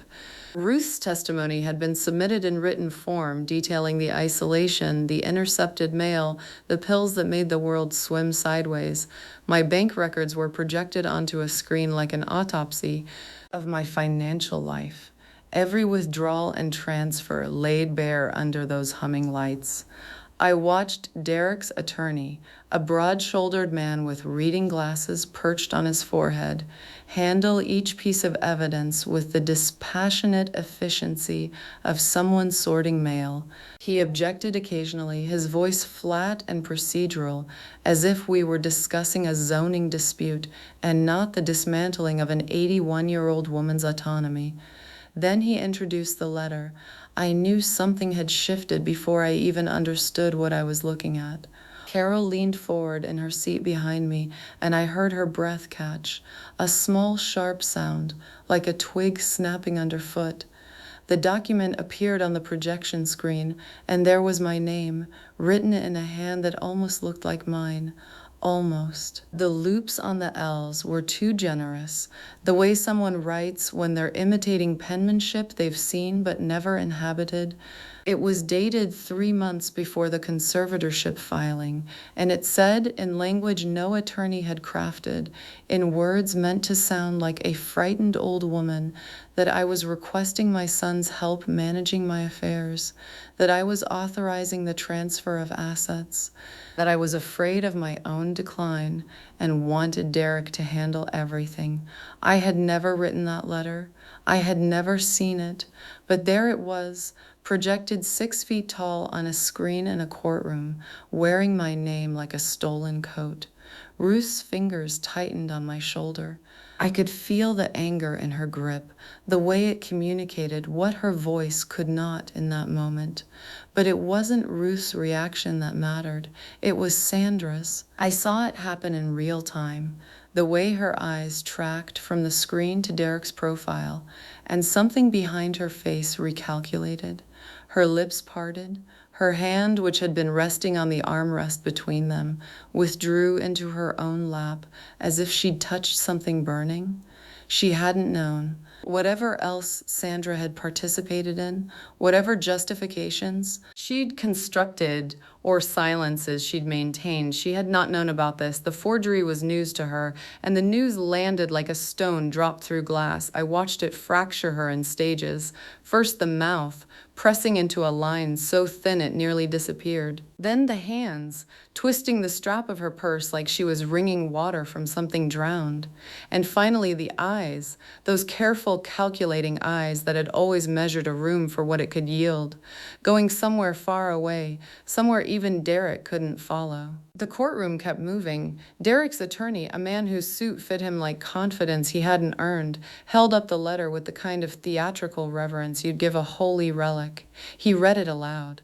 My words, supposedly, my handwriting, supposedly. A calm, measured request that my son be granted full conservatorship over my affairs, that the transfer of assets from my accounts into the family trust was conducted with my full knowledge and blessing. He read it slowly, letting each sentence settle into the record like sediment. I listened to myself be invented. There is no sensation quite like hearing your own surrender narrated back to you in a voice that has never belonged to your life. The letter described a woman who was tired, who recognized her own decline, who trusted her son above all others to safeguard what she'd built. It was a beautiful fiction. The kind of story that works because people want to believe that mothers hand everything over willingly, that age is a door you walk through and leave your dignity on the other side like an umbrella you no longer need. Ruth leaned down and whispered, "That's not your handwriting." I nodded, though my throat had gone tight and strange. Carol, sitting behind us, was already passing a note to our attorney, Dr. Croft's analysis of the signature, the forensic comparison he'd prepared. The rebuttal was ready. We had built our case carefully, the way you build a wall when you know the flood is coming. But what happened next, none of us had built for. Sandra shifted in her seat. The movement was small at first, the kind of restless adjustment that could mean anything. Discomfort, a stiff back, the particular misery of sitting through your husband's performance and recognizing it for what it was. Derek didn't notice. He was watching his attorney with the steady attention of a man who believed his own architecture was sound. Then Sandra stood. The chair legs dragged against the courtroom floor, and the sound cut through the room like a match head scraping across stone. That brief, violent friction before the flame. Every head turned. The judge paused mid-notation, pen hovering above paper. Derek's attorney stopped speaking, his mouth still shaped around a word that would never land. Sandra stood there for a moment with her purse clutched against her stomach like a shield, and I could see the war happening behind her face. The marriage, the money, the years of shared silence, all of it weighed against whatever had broken open inside her when she saw that forged letter and understood what her husband had been willing to fabricate. She looked at the judge, not at Derek, not at me, at the only person in the room who could do something with what she was about to say. "Your Honor?" Her voice was steady in a way I'd never heard from her, stripped of its usual careful warmth, its social polish, its perpetual negotiation. "I need to tell you what my husband actually did." Derek's face didn't fall. It emptied like a house after everyone has finally left. Ruth's hand on my shoulder had gone perfectly still. The courtroom smelled like furniture polish and something older, the particular staleness of rooms where people's lives get folded up and filed away. I sat behind the plaintiff's table in a wheelchair I didn't need, because Ruth had insisted the optics mattered, and I hated that she was right. My hands were folded in my lap the way my mother taught me. Thumbs crossed, fingers still, and I watched the judge shuffle papers like a woman sorting coupons at the grocery store. Unhurried, bureaucratic, as though the question of whether I owned my own life was just another Tuesday on the docket. Derek sat 12 feet away from me. My son, he wore the navy suit I'd bought him for his father's funeral, and he'd had the gall to get it tailored. He didn't look at me. He looked at the table, at his attorney, at the water pitcher, at anywhere a mother's eyes weren't waiting. Carol sat behind me, close enough that I could hear her breathing, and I was grateful for the warmth of another person who expected nothing from me except that I survive the next hour. Ruth had built our case carefully. Financial records, witness depositions, a paper trail that showed how Derek and Sandra had drained 3 accounts, redirected my pension, and leveraged my house against a loan I'd never agreed to. It was clean. It was thorough. I'd felt something close to hope when Ruth sat down after her opening. Then Derek's attorney stood up, a man named Harwell with soft hands and a voice like poured cream, and everything tilted.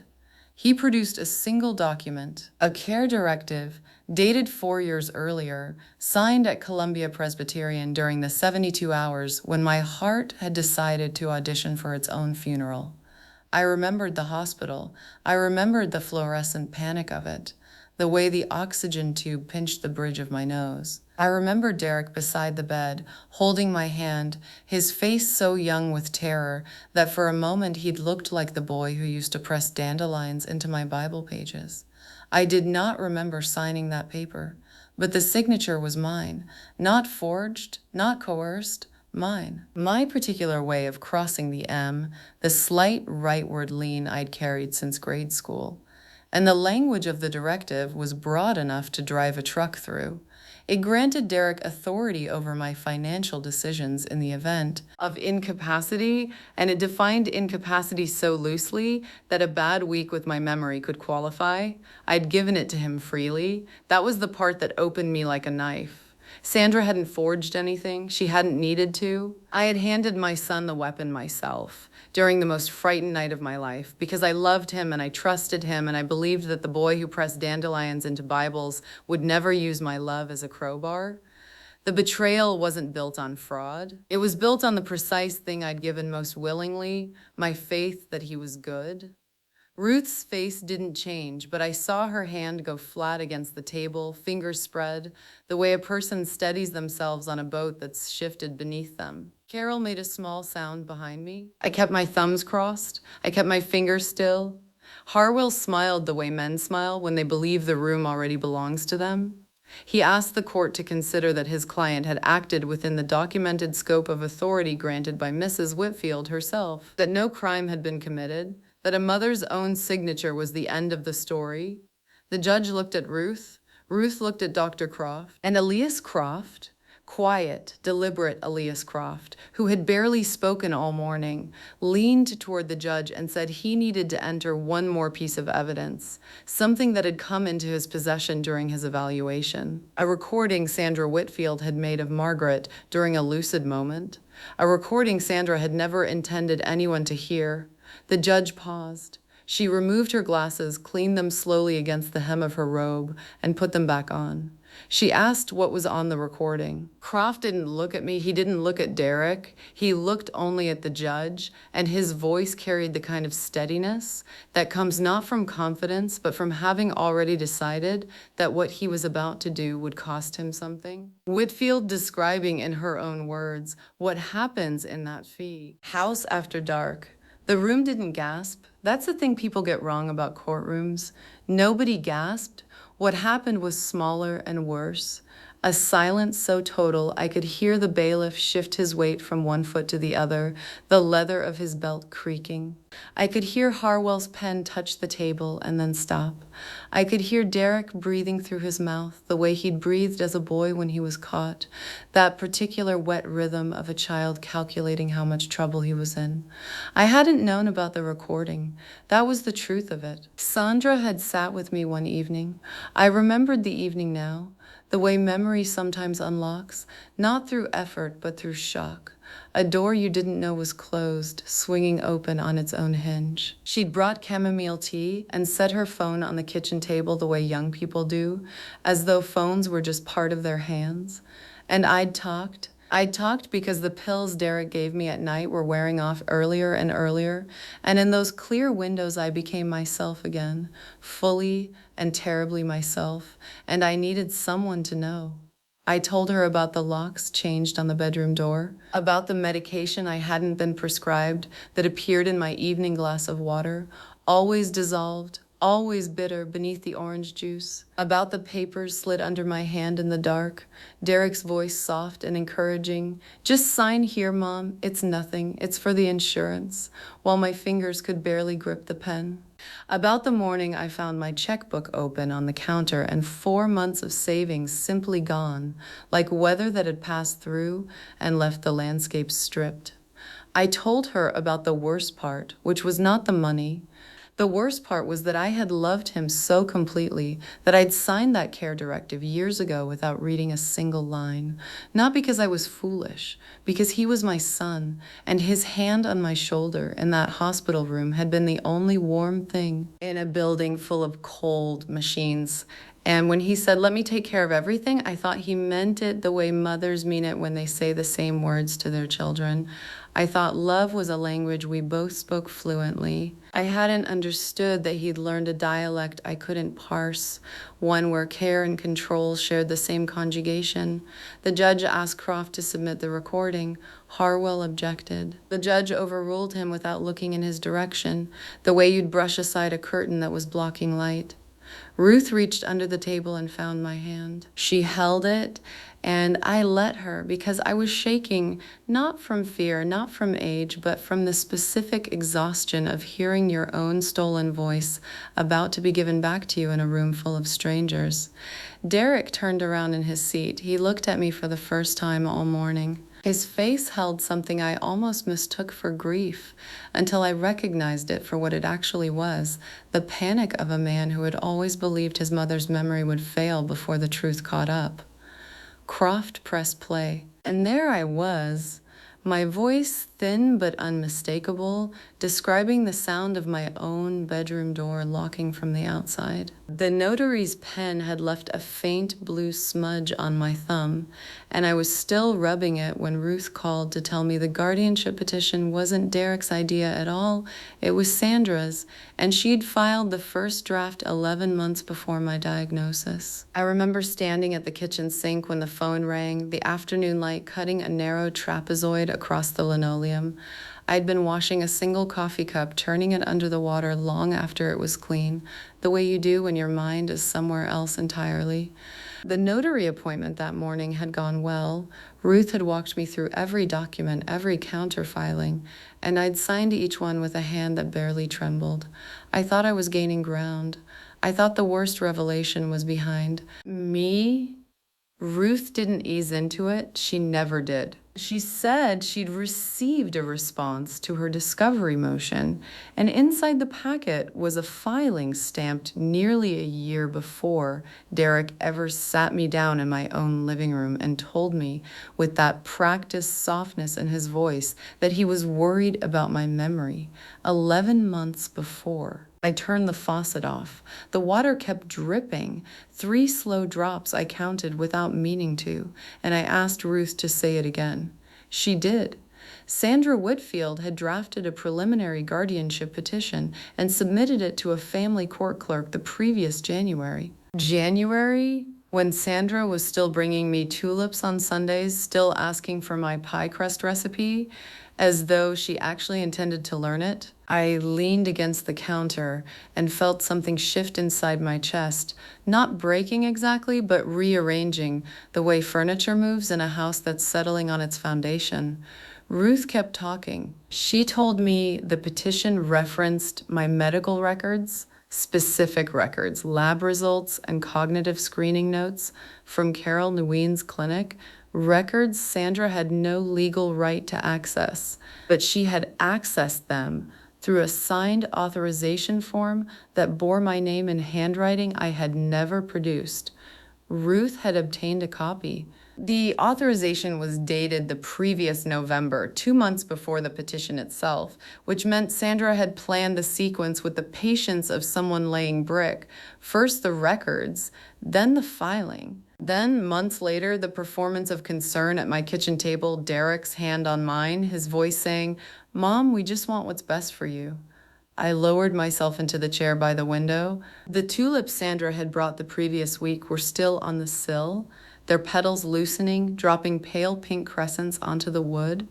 I'd kept them in water because I thought the gesture meant something. I sat there looking at those tulips while Ruth explained that the forged authorization had been submitted to Carol's clinic by fax on a Tuesday afternoon when Carol herself was out of the office, processed by a front desk assistant who had no reason to question it.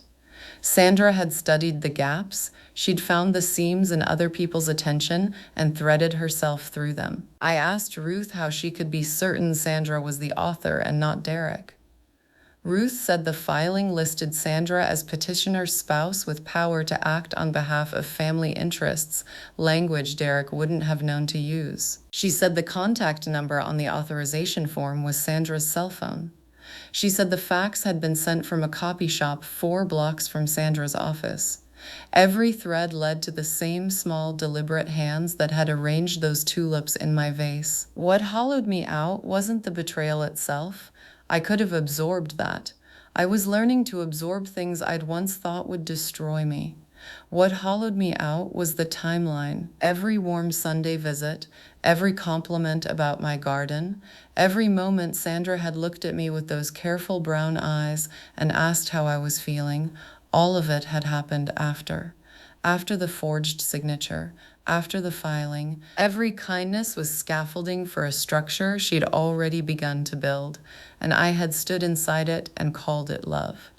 Ruth said she was sending me the full affidavit by courier. It arrived before dinner. I remember carrying the envelope from the front door to the kitchen with both hands, the way you'd carry something alive. The courier had sealed it in one of those stiff legal mailers with the red pull tab, and I sat down at the table before I opened it, because my knees had already made the decision for me. The affidavit was 11 pages. Ruth had flagged the relevant sections with those small adhesive arrows, green for timeline, yellow for evidence, red for what she called actionable fraud. My kitchen table looked like it was hosting a very grim Christmas. I started from the beginning because I owed myself that much, owed the full shape of the thing rather than just its sharpest edges. Sandra had contacted the county clerk's office on a Tuesday in March, 14 months ago. I know it was a Tuesday because the filing receipt said so, and because I checked my own calendar later and found that I'd had her and Derek over for pot roast that evening. She'd brought a bottle of wine and a lemon cake she said she'd baked from scratch. I'd saved the recipe she wrote out for me on a napkin. It was still pinned to my refrigerator with a magnet shaped like a cardinal, 3 feet from where I sat reading the proof of what she'd done. The medical records were the part that made my stomach close like a fist. Carol Nguyen's clinic had released my full file, cognitive screening results, medication lists, the notes from every appointment going back 2 years, on a signed authorization form that bore my name in handwriting I had never produced. I knew my own signature the way I knew my own reflection. The loops were wrong. The capital M leaned when mine never did. Someone had practiced, but not enough. Sandra had taken that forgery to the clinic, and someone at the front desk had accepted it without calling me, without checking, without a single moment of doubt that might have ended this before it began. Ruth's notes in the margin were precise. She'd already contacted the clinic's compliance officer. She'd already flagged the forged authorization for the judge. She was building something. I could feel its architecture in the numbered paragraphs and cross-references, and for the first time in months, someone was building something on my behalf rather than over me. I turned to page 9. The guardianship petition draft was attached as an exhibit, and I made myself read every line, every clause that sought to render me a ward of my own son, every legal phrase that translated, when you stripped the Latin away, to asterisk, this woman cannot be trusted with her own life. Derek's name was on it, yes. But the narrative section, the description of my alleged incapacity, the careful portrait of a woman declining, read like Sandra's voice. I recognized her syntax the way I'd failed to recognize her intentions. She wrote the way she spoke, organized, measured, persuasive. She had made me sound like someone already gone. I set Ruth's affidavit on the kitchen table, smoothed its creases with both palms, and read Sandra's forged signature one more time. I'd expected it to hurt again, and it did, but duller now, the way a bruise hurts differently from the blow that made it. I was almost ready to close the folder when my eyes dropped half an inch on the page, past the notary's seal, past the line Sandra had signed, to the space just below it. The witness line, a name in neat, upright script I had seen before, on a prescription pad, on a referral letter, on the clipboard he'd held the afternoon he sat across from me in his office and told me he understood, told me he believed me, told me I was sharper than the file suggested.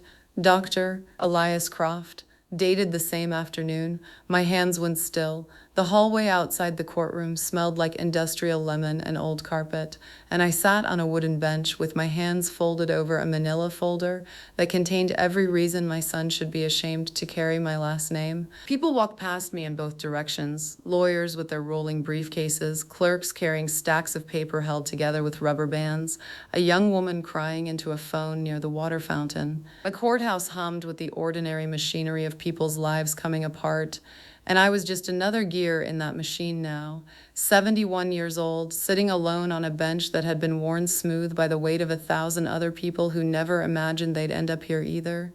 Carol had offered to come. Ruth had insisted. I told them both no. There are certain kinds of reckoning a person needs to walk into with nothing but the evidence and the silence to carry it. I'd learned that much from Harold. My husband had always said that the loudest truths were the ones you set down quietly on a table and let speak for themselves. I opened the folder. I'd already memorized every page, but my hands needed something to do besides tremble. Bank statements, transfer records, the power of attorney I'd signed 3 years ago when Derek told me it was just a precaution, just in case something happened, just so someone could help if I ever couldn't help myself. I remembered the kitchen light that afternoon, how it caught the side of his face and made him look so much like his father that I signed without reading the second page. That was the moment, I think. That was the hairline fracture that became the canyon. Ruth arrived first. She came around the corner with her briefcase and a look on her face I hadn't seen before. Not the calm competence she usually wore like armor, but something rawer, something that reminded me of a surgeon who'd opened a patient and found more disease than the scans had shown. She sat beside me, didn't say good morning, didn't ask how I'd slept. She pulled a single sheet of paper from her bag and placed it on top of the folder in my lap. I found the secondary account last night, she said. It's not Derek's. I looked at the paper. The name on the account was Sandra Elaine Whitfield, my daughter-in-law. The transfers were systematic, small enough to avoid automatic flags, regular enough to build something substantial over 22 months. But the destination wasn't what I expected. The money hadn't gone to cover Derek's debts, the gambling losses, the credit cards I'd already known about. Ruth traced her finger along a line of text at the bottom of the page, and the words there rearranged everything I thought I understood about what had been done to me. A private trust, an irrevocable trust. Naming a beneficiary I didn't recognize at first, baby Whitfield, expected date of arrival listed 4 months from now, a grandchild I hadn't been told about, a future built entirely with my savings, my equity, my decades of scrimping and careful living, all of it channeled into a legal structure designed so precisely that by the time I noticed, the money would belong to someone who didn't even exist yet. They hadn't just stolen my present. They'd built an entire future on the scaffolding of my erasure. My hands went still. The trembling stopped, replaced by something colder and more architectural. Not rage, something beyond rage. The understanding that I had been not merely robbed, but replaced asterisk, that in the blueprint Sandra had drawn, I was already gone. Already the empty room they'd renovated into a nursery. Ruth watched me read it twice, 3 times. She didn't rush me. She knew what it meant to absorb a wound this precise. The door to the consultation room opened, and Dr. Elias Croft stepped into the hallway. The forensic accountant Carol had found through her nephew, a man who'd spent 30 years unraveling financial fraud, and who carried himself with the particular weariness of someone who had seen too many families eat themselves alive over money. He was tall, narrow-shouldered, with reading glasses that sat low on his nose and a briefcase so worn the leather had gone soft as cloth. He nodded to Ruth, then to me, and something in his expression told me he had already finished his preliminary review. "Mrs. Whitfield," he said, "shall we sit somewhere quieter?" I shook my head. The bench was fine. The hallway was fine. I had spent enough of the last several months being moved from room to room by other people's decisions. I would hear whatever he had to say right here, on this hard wooden seat, with Ruth beside me and the fluorescent light buzzing its indifferent hymn above us. He sat down across from me, balanced the briefcase on his knees, and opened it with the practiced gentleness of a man diffusing ordnance. The papers he withdrew were tabbed in colored flags. Red, yellow, blue, and he arranged them on the bench between us like a surgeon laying out instruments. "The secondary account your investigator identified," he began, glancing at Ruth with what I recognized as professional respect, "is more sophisticated than a simple diversion. It isn't a checking account or a savings vehicle. It's a revocable trust established 14 months ago through a law firm in Richmond. The named trustee is Sandra Elaine Whitfield. The sole beneficiary is listed as, he checked his notes, though I sensed he already knew it by heart. Any biological issue of Derek Raymond Whitfield and Sandra Elaine Whitfield, born or unborn. He let the words land. Ruth's hand found my forearm, not gripping, just resting there like a paperweight holding down something that might blow away. 14 months. I did the math without wanting to. 14 months ago, Sandra had still been bringing me tea in the evenings, adjusting the thermostat because she said she worried about my circulation. 14 months ago, she had kissed my cheek on my birthday and handed me a card that read, "To the strongest woman I know." And somewhere between the tea and the card, she had walked into a law office and begun building a world in which I did not exist. Dr. Croft continued. He showed me the transfer patterns, small amounts at first, skimmed from my investment accounts with forged authorization, then larger sums moved through an intermediary LLC that bore a name so generic it could have been anything. He showed me how the disbursements aligned not with Derek's gambling debts as we had initially assumed, but with deposits into the trust. The debts were real, yes, but they were the distraction, the bonfire everyone was meant to watch while the real theft happened in the next room. Your son's spending problems gave them cover, he said. But the architecture of this, the entity formation, the trust language, the layered transfers, this isn't the work of a man who Can't manage a credit card. I understood what he was telling me before he said it. I think I had understood it for weeks, the way you understand a sound in the walls of an old house, not yet identified, but already feared. Dr. Croft set his pen down and looked at me over his glasses. His eyes held the steady, unornamental compassion of a man who delivered hard truths for a living and had never learned to make them soft. Mrs. Whitfield, based on what I've reviewed, your son didn't act alone, and the person who designed this scheme is still in your house. The hallway hummed. Ruth's hand pressed down on my arm, and the folder in my lap, with its colored tabs and its careful evidence, sat there with all the weight of a thing that could not be unopened. I already knew the person he meant. She was sleeping in my guest room. The courtroom smelled like old carpet and someone's breath mints, and I sat there with my hands folded over the folder that contained every lie my son had ever signed in my name. Ruth sat to my left, close enough that I could feel the warmth of her arm against mine, but far enough that the judge wouldn't think she was holding me up. Carol was behind us, second row, her notebook already open. I didn't turn around to look at Derek. I didn't need to. I could feel him the way you feel weather shifting, a pressure change, a thinning of the air. He was 3 rows back on the opposite side, sitting with his lawyer, and Sandra was somewhere behind him, though I hadn't seen exactly where she'd settled. I'd stopped trying to track Sandra months ago.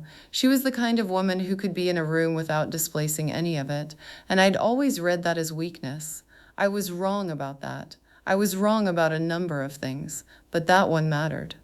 Dr. Croft took the stand with the unhurried precision of a man who had done this before and saw no reason to perform it differently now. His voice carried the particular steadiness of someone who understood that testimony. It was not drama, it was architecture. You laid each brick with its flat side down, and you did not rush the mortar. He walked the court through 18 months of cognitive evaluations. He cited dates, scores, the specific battery of tests he'd administered, and the clinical language landed in the room like stones dropped into still water. Each one sent a ripple outward. Each ripple touched Derek's side of the gallery. Ruth's attorney asked the question we'd been building toward, whether, in Dr. Croft's professional opinion, I had possessed the mental capacity to understand the financial documents Derek had filed on my behalf. Dr. Croft paused the way a surgeon pauses before the first incision, not for effect, for accuracy. Then he said clearly and without decoration that I had been fully competent at every point during which those documents were signed, and that the pattern of signatures, their timing, their clustering around specific asset transfers, suggested not a woman in cognitive decline, but a woman whose identity had been borrowed. Derek's lawyer began his cross-examination, but he only got 2 questions in before the interruption came from a direction none of us expected. Sandra stood up, not quickly, not dramatically. She rose the way a person rises in church when they've decided the sermon has gone on long enough and they have something more honest to say. She was wearing a gray cardigan I recognized, one she'd had for years, and she held a phone in one hand and a small envelope in the other. Her voice was quiet, but it carried. She asked the judge if she could be sworn in. She said she had evidence. She said she had a recording. The courtroom did that thing where sound doesn't stop so much as rearrange itself. A rustling, a collective inhale, the creak of the bench as Derek shifted forward. His lawyer objected. Ruth's attorney was already on her feet. The judge raised one hand, and the room obeyed. Sandra was sworn in. She played the recording from her phone, held up toward the microphone, and Derek's voice filled the courtroom like smoke filling a house, room by room, inescapable. It was him coaching, rehearsing, telling me in a practice run I had never been part of, exactly what to say if anyone asked about the transfers. His voice was patient on the recording, almost tender, the way you'd talk to a child you were teaching to lie for the first time. Sandra explained in that same quiet, unhurried tone that she had been collecting evidence for 5 months, 5 months of recordings, of photographed documents, of notes written in a hand that was steadier than I would have guessed. I looked at her and she looked back at me, and what passed between us was not warmth exactly, it was recognition. She had watched the same man I had raised, and she had seen what he'd become, and she had decided in the privacy of her own conscience that love did not require her to be his accomplice. The courtroom had gone so quiet I could hear the court reporter's fingers hovering above the keys, waiting. Ruth sat beside me, and I felt her hands settle over mine beneath the table, not squeezing, just there, the way a dock holds a boat. Carol, 2 rows behind us, had stopped writing in her notebook for the first time all morning. Even the judge, a woman named Hara with reading glasses pushed into her silver hair, leaned forward as if the bench itself had tilted. Dr. Croft had already done his work. He had been methodical, almost gentle, walking the court through 18 months of cognitive assessments, each one showing what I already knew, that my mind was not a crumbling house, that the rooms were lit and the doors opened when I turned the handles. He had spoken about me the way I wished my own son would, with precision, with respect. Derek's attorney had tried to shake him, had suggested the tests were subjective, that a woman of my age could present well on a good day and deteriorate by evening. Dr. Croft had removed his glasses, cleaned them on his tie, and said very simply that Margaret Whitfield was among the sharpest patients he had assessed in 30 years of practice, and that if her capacity was in question, then so was the capacity of everyone in this room. I had wanted to cry then, but I held it behind my teeth because I had promised myself I would not give Derek the comfort of seeing me break. But Sandra's testimony was something else entirely. It was not clinical, it was not measured. It was a wife pulling back the curtain on the machinery of her own marriage, and every word cost her something I could see in the way her jaw tightened between sentences. She produced a second recording, this one of Derek on the phone with a financial advisor discussing how to liquidate a property that was still in my name, referring to me as the situation, not mother, not Margaret, the situation. I heard the word land in the courtroom like a stone dropped into standing water, and the ripples moved through everyone differently. Ruth's hand tightened. Carol's pen moved again. The judge removed her glasses entirely. Derek's attorney requested a recess. Judge Hara granted 15 minutes. I watched the room fracture, lawyers conferring in tight whispers, Sandra being guided to a bench by the bailiff, Ruth already on her phone with someone whose name I didn't catch. And I sat still, because sitting still was something I had gotten very good at over the past 2 years, and because I understood that the most important things I had ever done in my life had required me to hold my ground while the floor shifted beneath everyone else. In the hallway, I saw it happen. Derek turned to Sandra. He did not shout. He did not reach for her arm or hiss through his teeth the way I had feared he might. He simply looked at her, and what I saw on his face was not anger, not shock, but the blank, cornered stillness of a man realizing the person who shared his bed had been building the cage around him one wire at a time. Sandra met his gaze and did not flinch. She had rehearsed this moment too, I think. Not the words, but the silence, the willingness to stand in it. I turned away, not because I couldn't bear to watch, but because I had spent 60 years studying that boy's face, and I already knew what it looked like when he understood he had lost. Ruth found me by the water fountain and said 4 words, "We have his accounts."